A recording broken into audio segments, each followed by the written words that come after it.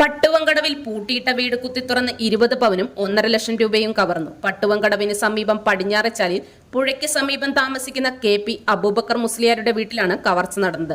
വ്യാഴാഴ്ച ഉച്ചയോടെ വീട്ടുകാർ വീട്ടിലെത്തിയപ്പോഴാണ് വീട്ടിൽ മോഷണം നടന്നത് മനസ്സിലായത്.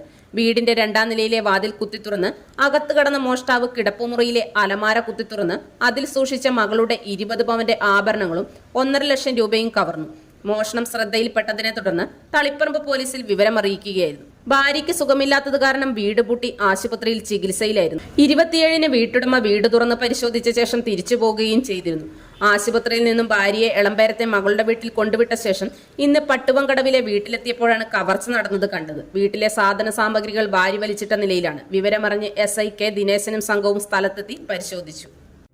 കൊല്ലംപറമ്പിൽ ബോർവെൽസ്, ചെറുപുഴ കുഴൽ കിണറുകൾ ഏറ്റവും കുറഞ്ഞ നിരക്കിൽ നിർമ്മിച്ചു നൽകുന്നു. Master drilling, tractor drilling, ഇൻവെൽ drilling.